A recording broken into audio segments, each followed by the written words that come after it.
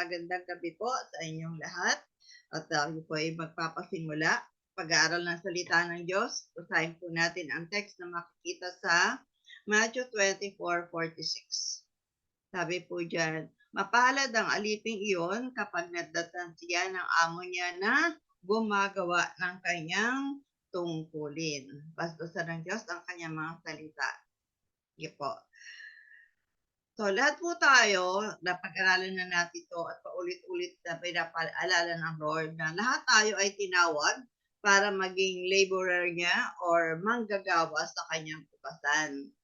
At syempre, sa oras ng trabaho, sa office man yan, o ano man yung trabaho natin, na po, dapat gising at gumagawa ang mga trabahador.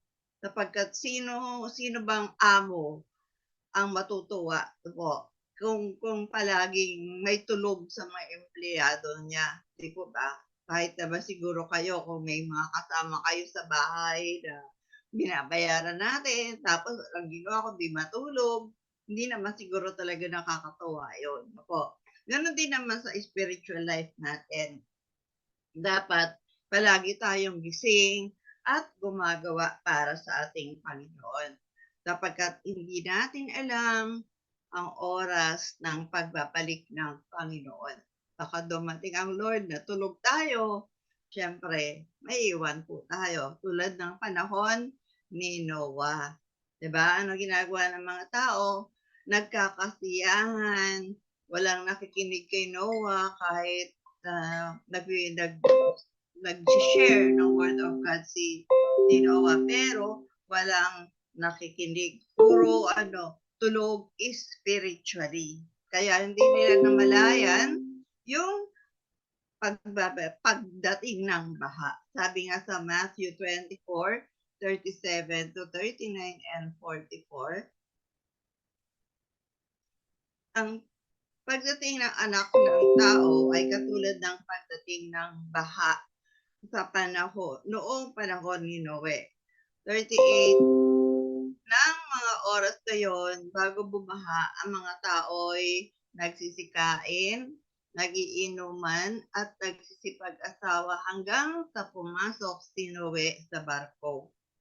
39, hindi nila namalayan ang nangyayari hanggang sa dumating ang baha at tinangay silang lahat. Gayon din ang mangyayari sa pagdating ng anak ng tao. And verse 44, kaya't lagi kayong maging handa sapagkat darating ang anak ng tao sa oras na hindi ninyo nalalaman. So yun po. At hanggang ngayon sa panahon po natin, ganyan pa rin yung sitwasyon na nakikita natin. Ano po yun? Marami yung ayaw makinig sa salita ng Diyos. Nagpapasarap, nagpapakasaya, walang oras sa Panginoon. Di ba? Marami ang spiritually blind, deaf, and numb. Yun po ang kalagayan ng maraming tao sa paligid natin spiritually.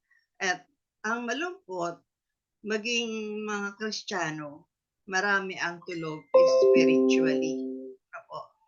Marami yung wala sa Lord yung kanilang panahon, nasa world yung kanilang attention o yung focus po nila. Kaya kahit nasa church, nasa Bible study, inaantok, at yung iba talagang tulog pa nga, di po ba? Ano ba ang sabi sa Kawikaan 20 verse 13? Kawikaan 20 verse 13, kung tulog ka ng tulog, maghihirap ka. Ngunit kung magsisikap ka, ang iyong pagkain ay sasagana. Ang word yan, napaalala sa atin. Huwag tulog ng tulog. O, kaya maraming naghihirap. Ang dapat sa atin, nagsisikap para daw sumagana tayo.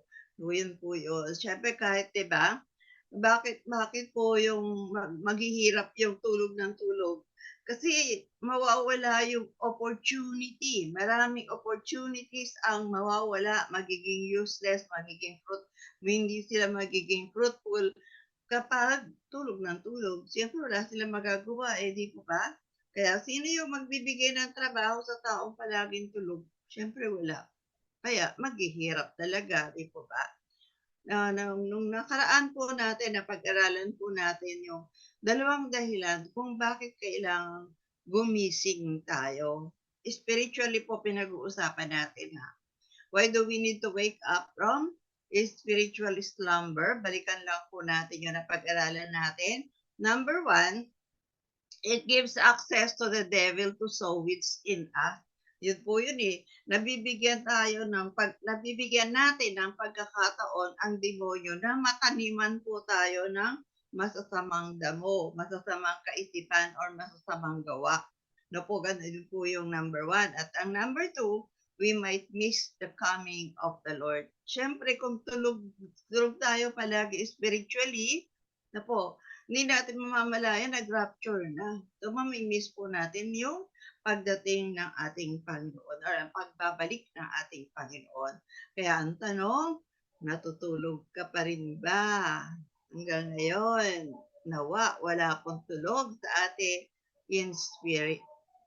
Gusto niyo bang maging palaging gising spiritually? Siyempre, lahat po tayo gusto po natin yun, di ba? So, yun po yung pag-aaralan natin sa part 2 ng topic na Hoy, gising! So, part 2 po tayo. So, ang tanong, paano ba magigising sa spiritual na pagkakatulog? Or how to wake up from spiritual slumber? Number 1, exercise and strengthen what we used to do before. Mag-exercise daw tayo tuwing umaga para lumakas. Balikan natin yung una tayong nakakilala sa Lord. Ano ba yung mga spiritual na ginagawa natin nung una tayong makakilala sa Panginoon na hindi na natin ginagawa ngayon? Balikan daw po natin yun. Gawin daw po natin uli yun. Tingnan natin kung ano-ano ba yun. Ano-ano yung kailangan patuloy na sanayin natin at palakasin. What to exercise and strengthen. Letter A, ano daw po ang dapat nating e-exercise? Ano yung dapat nating palakasin? Yung prayer time natin, yung prayer life natin. Always praying for strength. So, bakit tayo pala mag-pray? Para lumakas. Ito po, ang tanong, kumusta yung daily devotion and prayer life natin? Nagagawa pa po ba natin yan? Sabi sa Lucas 21:36. Lucas 21 verse 36, kaya nga't maging handa kayo sa lahat ng oras. Lagi ninyong idalangin na magkaroon kayo ng kalakasan upang makaligtas sa lahat ng mangyayaring ito. At makaharap kayo sa anak ng tao. Amen. Para daw po sa spiritual na kalakasan natin po na kailangan po natin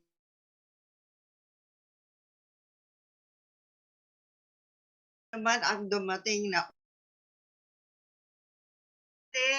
kaya nating harapin at pagtagumpayan. Yun po yung importante, mapagtagumpayan natin. Kasi alam naman natin na hindi talaga tayo tatantana ng Diablo, di ba? Kaya dapat fully charged tayo through prayers. Palaging anointed ng Holy Spirit. Ayun po, palaging nakikipag-usap sa Panginoon. Po, palagi tayo anointed, palagi tayo malakas. Yun po, para daw hindi tayo mag-fall into temptation upang hindi tayo madaig ng tukso, ng diablo at ng mga bagay sa sanlibutan. Kaya dapat babad po tayo sa prayer. Sabi sa Lucas 22:46. Lucas 22 verse 46, bakit kayo natutulog? Tanong niya. Bumangon kayo at manalangin upang hindi kayo madaig ng tukso. O yun, para hindi tayo madaig ng tukso, kailangan nating manalangin palagi. Kasi nga po, marami talagang tukso sa paligid na maaring mag-alis natin sa katotohanan at magdala sa atin sa kapahamakan. Kaya let us pray with letter B. Ano pa daw po dapat nating i-strengthen?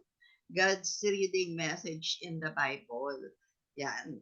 Bible reading and meditating the Word of God to keep us alive. So, yun naman ang ginagawa. Kanina yung prayer natin para tayo lumakas. Gaya naman para tayo laging alive, laging masigla, laging enthusiastic. No po, yung pa yung buhay natin, gising na gising sa katuruan ng Diyos. Kumbaga, alam na alam natin kung ano ba ang nilalaman ng Bible, kung ano ang sinasabi ng Bible, ano ang katotohanan nasa Bible. Dapat alam natin yan para lagi tayong gising spiritually. Kasi nga po, lahat ng nakasulat sa Bible ay kinasihan ng Diyos. Kaya kung babasahin natin, bubulay-bulayin natin, at susundin natin, maihahanda tayo bilang mga lingkod ng Diyos. Yun po yung purpose talaga di ba? Para nakahanda po tayo sa lahat ng mabubuting gawa at magiging karapat-dapat tayo sa anumang ipinapagawa ng Diyos. Lahat tayo may ministry, lahat tayo may dapat gawin. So, kailangan po natin ng salita ng Diyos. Sabi sa 2 Timothy 3:16-17, Timothy 2:16-17. Ang lahat ng kasulatan ay kinasiyahan ng Diyos at nagagamit sa pagtuturo ng katotohanan, sa pagtatama sa maling katuruan, sa pagtutuwid sa likong gawain, at sa pagsasanay para sa matuwid na pamumuhay. 17. Upang ang lingkod ng Diyos ay magiging karapat-dapat at handa sa lahat ng mabubuting gawain. Amen. And so yun po yun. So kapag binabasa natin yung Bible, kapag lagi tayo nagbabasa, nagme-meditate ng salita ng Lord, malalaman natin yung instruction and direction ng ating Panginoon. Yun po yung nagagawa nito sa buhay natin. Kaya di ba yung verse 16, lahat po yan, for correction, for ano pa, reproof, lahat po yun. Magiging parapat dapat daw tayong lingkod ng Diyos at magiging handa sa paggawa ng mabuti. Siyempre, pag alam mo yung salita ng Diyos, susundin mo yung salita ng Diyos, ang gagawin mo ay tama at mabuti. Kaya exercise reading and meditating the Word upang palagi tayong gising at magtagumpay. Huwag natin kalimutang basahin ang Bible. Sabi sa Joshua 1:8,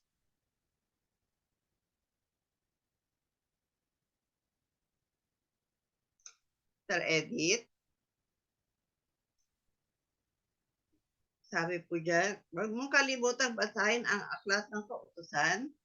Pagbulay-bulayan mo ito araw at gabi para malaman mo kung paano mo matutupad ng mabuti ang lahat ng nakasulat dito. Kung gagawin mo ito, uunlad ka at magtatagumpay. O, di ba? Parang nandun yung pag-unlad, nandun yung pagtatagumpay. Kapag lagi nating binabasa ang salita ng Diyos. May Bible po ba tayong lahat? Yan, dapat meron po tayo. Kapag tinutupad po natin yung mensahe at sinusunod, importante, di po ba? Hindi lang natin babasahin, hindi lang natin meditate. Ang kasunod nun, pagtupad o pagsunod sa message ng Lord. Matatanggap natin yung pagpapala na pinag-aralan natin last week na in all aspects of our life. Pag tinutupad po natin kung ano yung mga nababasa po natin sa Bible. And letter C, ano pa daw po ang dapat na ano natin, exercise and strengthen yung fellowship natin with one another. Kagaya ngayon, although hindi tayo nakapag face-to-face, nandito naman tayo sa online, Masasabi niyo po bang masaya po kayo? Masaya po ba kayo na magkakasama tayo ngayon? Nawa po at masaya tayo kahit nasa online po lang tayo. Sapagkat nasunod po natin ang Hebreo 10:25. Ano ba ang sabi sa Hebreo 10:25?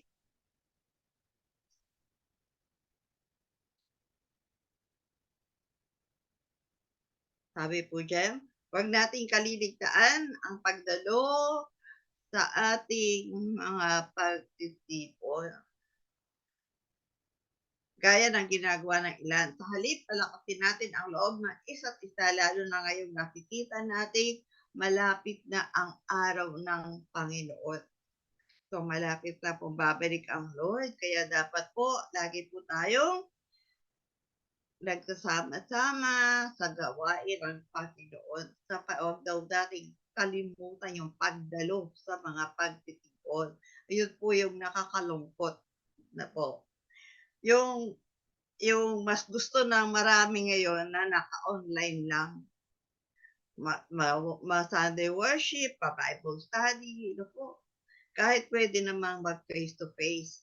Kahit malapit lang doon sa pinagdadausan natin, yun pa rin po yung mas gusto na nasa online lang. Kaya may mga nangihina, may mga nawawala. Yun po ang nagiging problema. Apo. Yung iba naman, nasa church nga, pero parang wala namang kakilala. Ano po ibig sabihin? Papasok, lalabas, ang wala lang binati. Ang purpose ng pagdalo ay ano daw, magpalakasan tayo ng loob ng isa't isa. Kaya dapat doon po yung pagkukumustahan, di po ba, pagbabatian. Dapat ganoon po tayo sa loob ng church. Na po, hindi yung mga kilala lang natin. Yun lang yung talagang binabati natin. Wala tayong nakikilalang mga bago. Kasi ngayon talagang pag tinignan natin yung mga umaattend, ang daming bago na hindi natin kilala, hindi po ba? Kaya po dapat mag-extend po tayo, lalo na sa mga workers, kailangan po natin yun. Kasi naman, yung iba naman, hindi mo talaga babate kasi late na darating. Tapos, mauuna pang aalis. Pagbaba ni pastor sa pulpit, uuwi na rin, aalis na rin. So, nasan po yung fellowshipping? Di ba defeated yung purpose ng Hebrews 10:25 kahit nag-attend po tayo sa church? So, yun po, nawa mabago po natin yun, di ba? Kaya kung tayo man po ay tinatamaan sa mensahe ng Panginoon ngayon, bato-bato sa langit, ang tamaan, magbago. Kaya, magbago po. Huwag po kayong magagalit kasi yun po yung nasa Bible, utos ng Panginoon. Huwag nating kaligtaan ang pagdalo. At pag dumalo naman tayo, gawin po natin magpalakasan ng loob ng bawat isa. Kasi nga po, malapit na dumating ang Panginoon. Amen po ba? Exercise na po natin yun. Maging kalakasan tayo ng bawat isa. Ayan po. Hindi naman po kailangan yun talaga, yung sobrang mag-uusap, magkukwentuhan tayo, yung hi, hello, may ngiti, may kamayan, maganda, okay na rin po yun. Kaya kung may panahon talaga, pwede po tayo magkumustahan. Po. Ano pa? Number 2, how to wake up from spiritual slumber, draw near to God.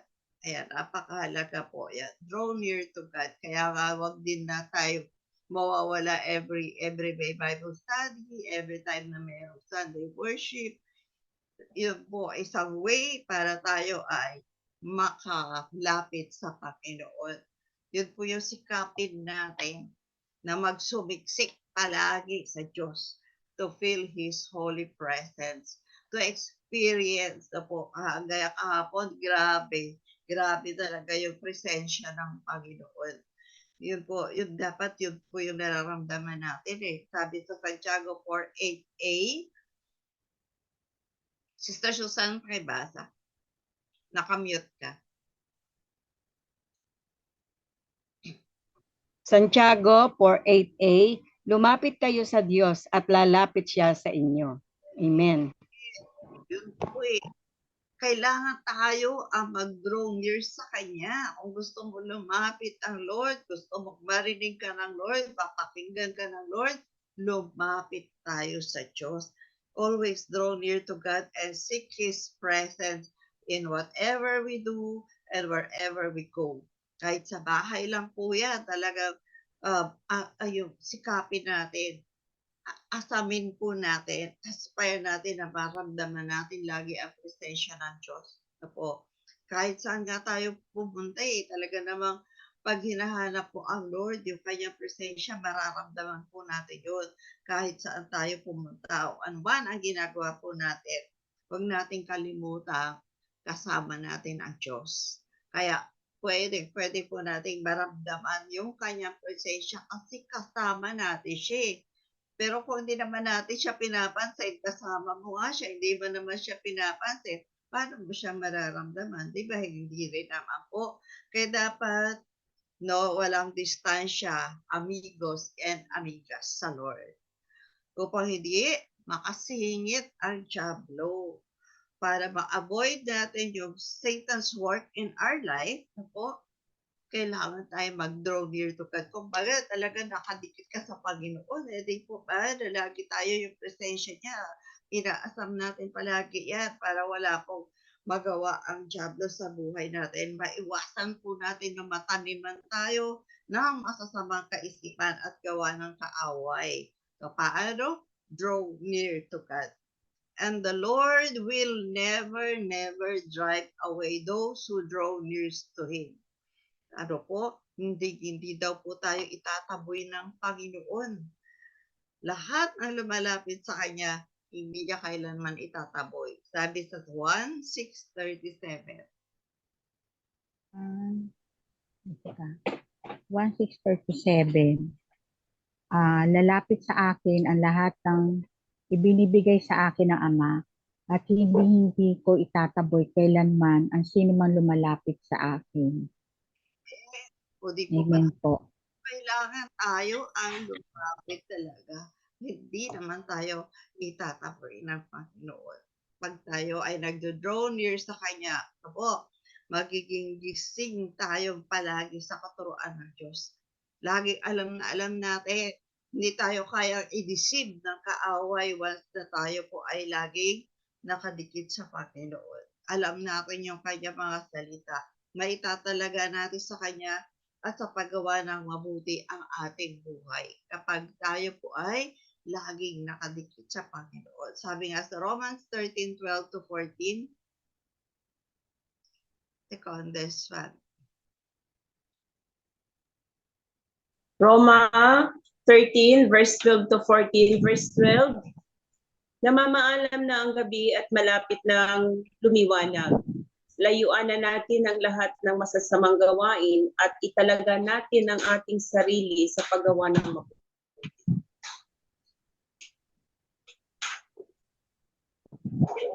Verse 13.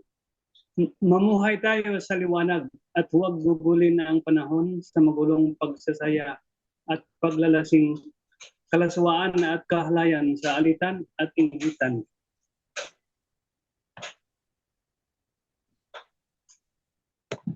Verse 14, ang Panginoong Hesukristo ang pagirangin niyo sa inyong buhay at huwag ninyong susundin ang mga hilig ng laman. Ang Panginoong Hesukristo ang paghari sa ating buhay. Hindi na po yung ating laman. Always draw near to God to be always awake and let God rule our lives. Yun po ang kailangan. Di po ba? Yun, Lord, na yung paghahariin natin sa ating buhay. Kapag ganun po yung ginawa natin, lagi tayong busy spiritually, dahil nga po tayo ay nagdo-draw sa Kanya, tayo ini-exercise po natin, ini-strengthen po natin yung ating prayer life, yung ating Bible reading and fellowshipping.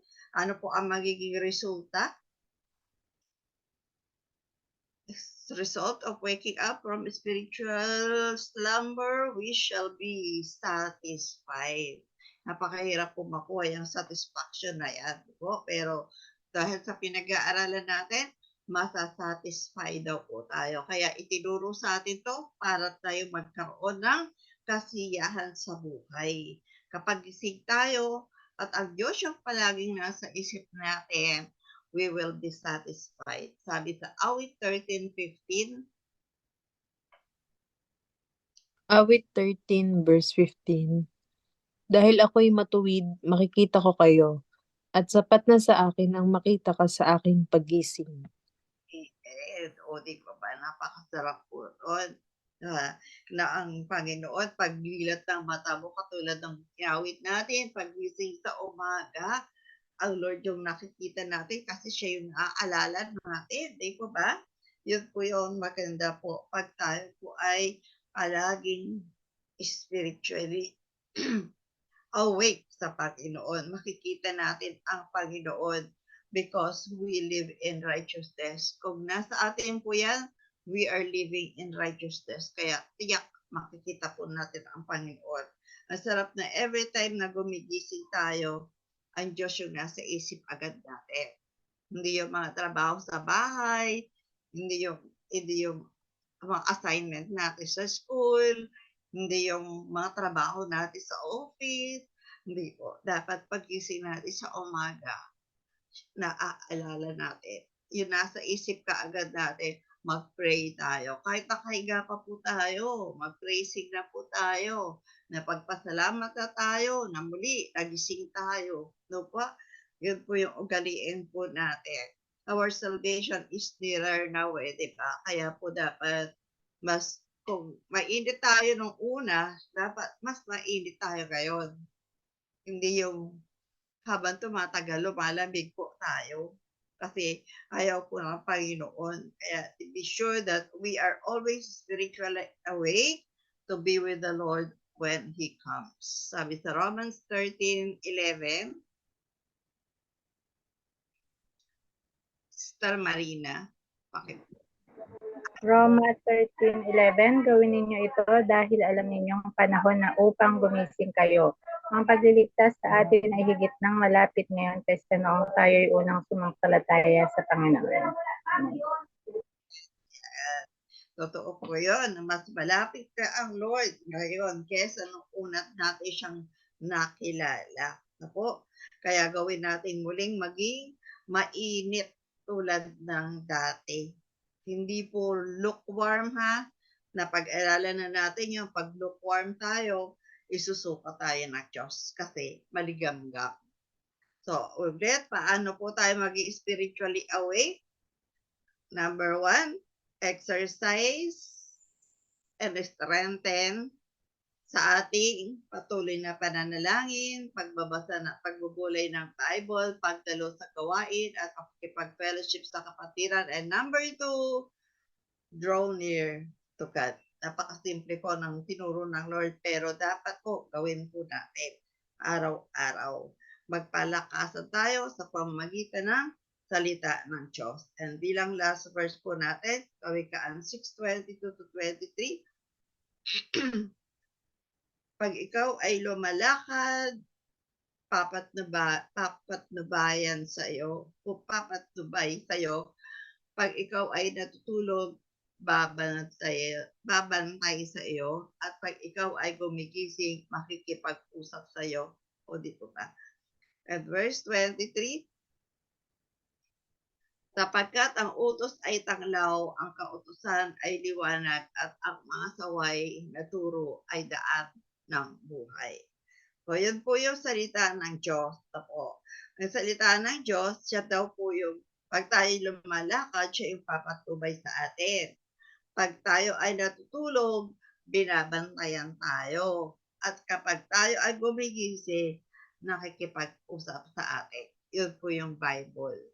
Po. Yun po yung salita ng Panginoon. Siyang tanglaw natin, siya yung liwanag natin, siya yung saway na turo na daan ng buhay. Yun po ang ginagawa ng salita ng Diyos po sa atin. The Word will watch and speak to us to remain spiritually awake and to avoid us from spiritual slumber.